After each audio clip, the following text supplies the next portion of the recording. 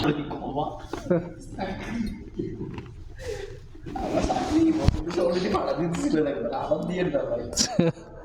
বান্দা আমি কি করি, কিন্তু আমার আপন ভাই আমার কি করে, তো ভাই চাকরি করার ইচ্ছা আছে, কালকের থেকে আসার দরকার নাই। আমি কই শেষ, ওদের দেশে এবার গেছি গা। এরপর তো আমি কল দিয়ে বলেছি কমেন বাসায় নেই।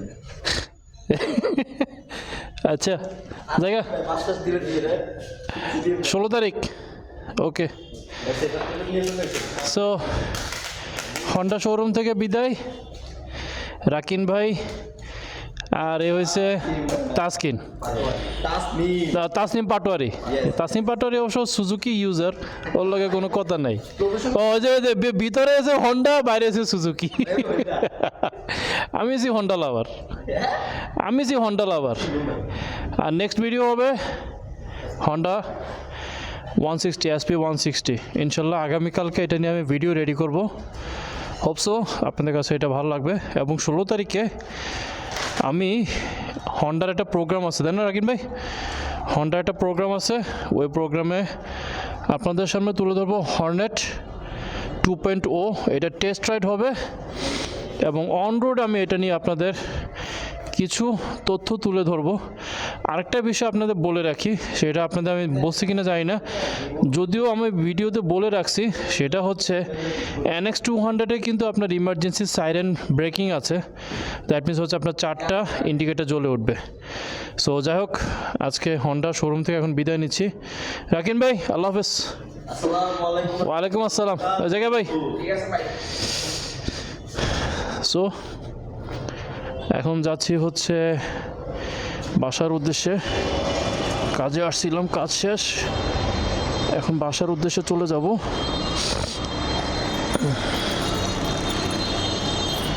আচ্ছা, একটা বিষয় আপনাদের সাথে আমি একটু শেয়ার করব। আচ্ছা, আগে আমি বাইকটা স্টার্ট দিই, বাইকটা স্টার্ট দিয়ে তারপরে কুমিল্লাতে এখন আপনার অভিযান চলতেছে, আপনার যৌথ অভিযান চলতেছে। আপনার বাইক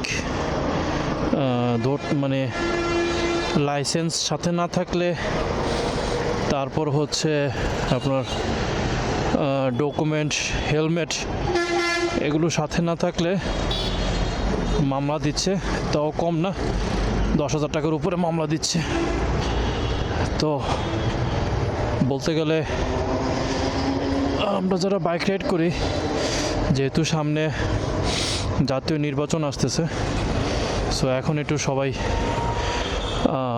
চেষ্টা করব যে সব document, helmet, proper safety gear সব কিছু পরে দেন হচ্ছে রাস্তায় বের হতে।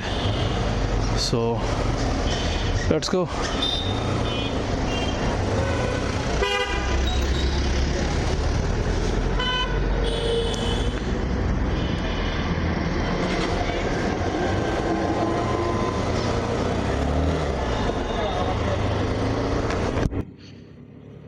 সো যে কথাটা বলতে চাচ্ছিলাম সেটা হলো যে কিনা আপনার গত সপ্তাহ দুয়েক আগের কথা, আমি আপনার হাইওয়ে হয়ে চুয়াড়ার দিকে যাচ্ছিলাম। তো তখন আমার বাইকের স্পিড ছিল প্রায় 110-এর মতো ছিল আমার স্পিড। ওই দিন আমি আমার শাইন এসপিটাকে আপনার শাইন এসপিতে প্রায় 110 স্পিড আমি এটাতে তুলছি। তো প্রবলেম যেটা হয়েছে, একটা বাইক যখন প্রায় 100+ স্পিডে থাকে, ওই বাইকটাকে কন্ট্রোল নিতে একটু সময় লাগে। তো সুয়াগাজী মোড় যেটা, সেই মোড়ে যাওয়ার আগে হঠাৎ করে একটা মহিলা, সাথে তার বাচ্চা ছিল, মহিলাটা কতটা মানে বোকা প্রকৃতির হতে পারে সেটা আসলে সেদিন আমি হাড়ে হাড়ে বুঝতে পারছি যে কিছু কিছু মহিলা আছে, এরা মানে চরম বোকা। একটা হাইওয়ে রোড যতক্ষণ পর্যন্ত না আপনার সব দিক ক্লিয়ার না হচ্ছে, ততক্ষণ পর্যন্ত আপনার রাস্তা ক্রস করাটা কোনোভাবেই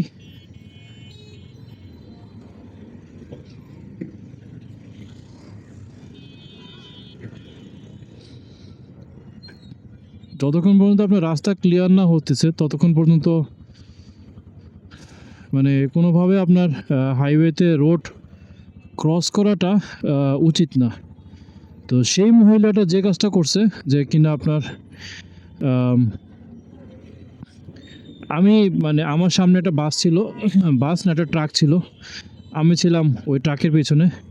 সো ওই ট্রাকটা যখন চলে গেছে আমি আসতেছি, সে দেখতেছে আমি আসতেছি, অন্য সব কিছু কিন্তু দাঁড়ায় ছিল, সিএনজি টিএনজি সব কিছু দাঁড়ায় ছিল। ওই মহিলাটা হুট করে আমার সামনে দিয়ে বাইকটা নিয়ে টান দিল। ভাগ্যিস আমি বাইকটাকে কন্ট্রোল করতে পারছিলাম, না হয় কিন্তু একটা দুর্ঘটনা হইতে পারতো।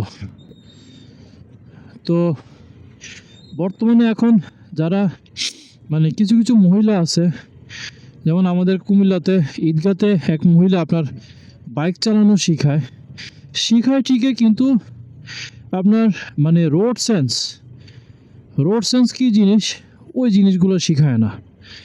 ভাই আপনার বাইক চালাতেছেন ঠিকই, কিন্তু আপনার যদি রোড সেন্স না থাকে,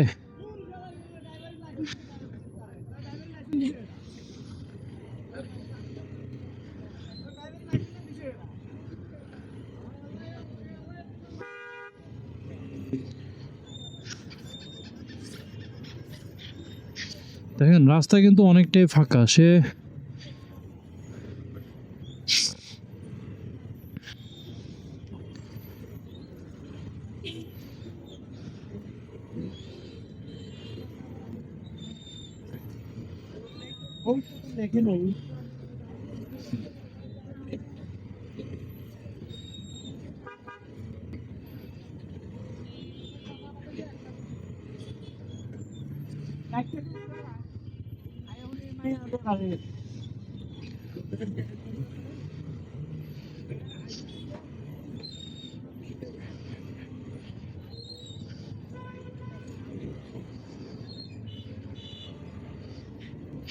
আচ্ছা, কথা যেটাতে ছিলাম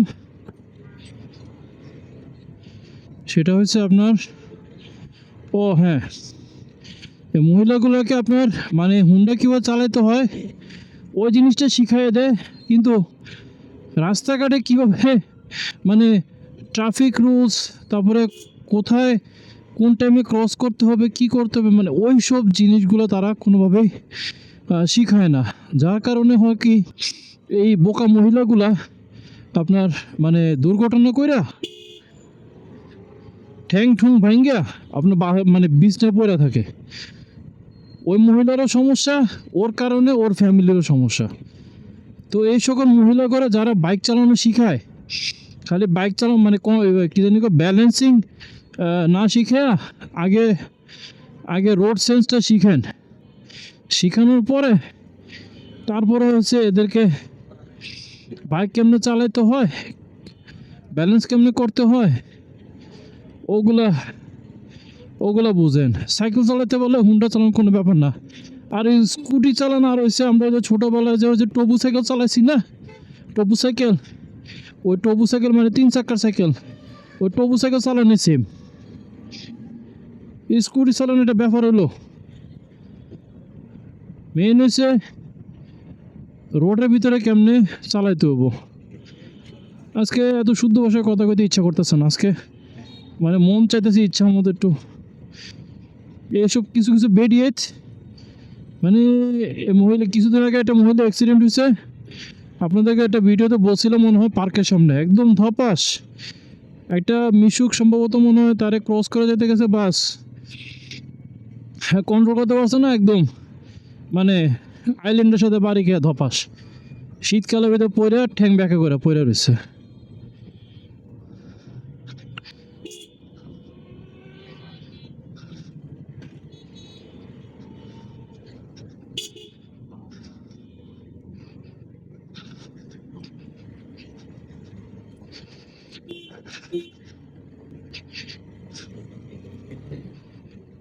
এসে নানা দিঘি, আগে নানা দিঘিতে অনেক লাইটিং ছিল, দেখতে অনেক সুন্দর লাগতো। এখন লাইটিং মাইটিং সব নিভাই দিছে।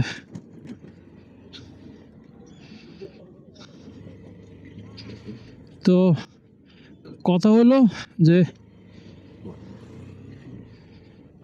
হুন্ডা চালানি জানলেও হয় না, হুন্ডা চালাইতে জানলেও হয় না। হুন্ডা চালাতে গেলে রাস্তাঘাটের অনেক কিছু বুঝতে হয়, না বুঝে চালালে অ্যাক্সিডেন্ট একটা নিশ্চিত নিশ্চিত অ্যাক্সিডেন্ট। এটা হচ্ছে আমরা শৈলতারানী স্কুল, মানে শৈলরানী স্কুল।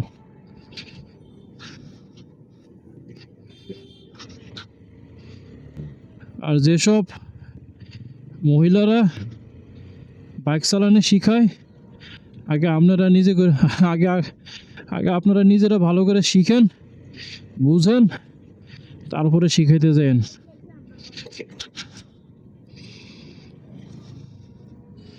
কারণ বর্তমানে এখন রোডঘাটের যে অবস্থা, যে হারে অটোরিকশা আর যে হারে মিশুক বাড়ছে,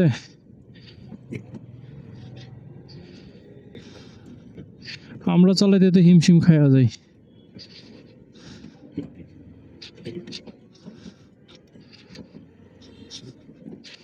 এই যে কিছুক্ষণ আগে আমি রাস্তা ক্রস করতেছি, সিএনজি এটা টান দিয়ে লাইছে, অল্পের লেগে লাগাইছে না।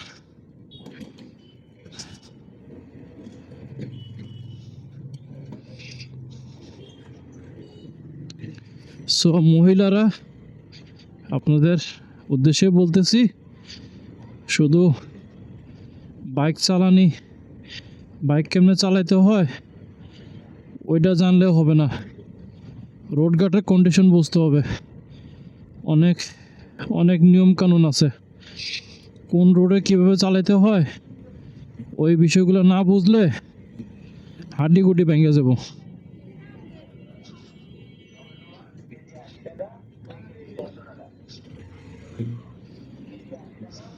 এরকমও দেখছি ইন্ডিকেটর দিয়ে রাখছে ডাইন দিকে, গ্যাসে হয়েছে বাম দিকে, তো ওইগুলো ট্যাকেল দেওয়া লাগে। ওগুলোর জন্য সামনের যে ভেহিকেল আছে তার মুভমেন্ট বোঝা লাগে যে সে কোন দিকে যাব। কারণ আপনি ইন্ডিকেটর দেখে যদি বাম দিকে ইন্ডিকেটর দেখে যদি আমি ডান দিকে যাই, হাতে যদি বকর করে ডান দিকে ঘুরে দেয়, তাহলে ধরেন যে সর্বনাশ। তো রাস্তাঘাটের অনেক কাহিনী আছে, কাহিনী না বুঝিয়া হুন্ডা লয়ে বাইরেবেন না। গোয়ালফুটি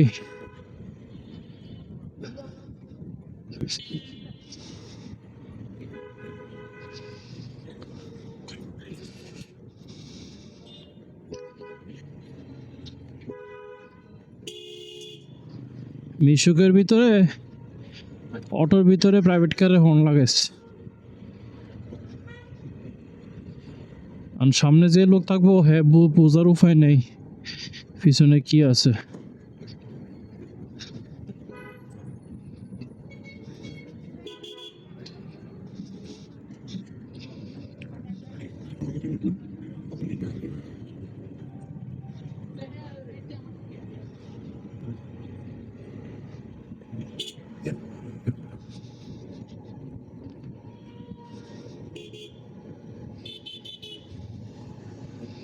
তো এই ছিল কথা। আল্লাহ হাফিজ।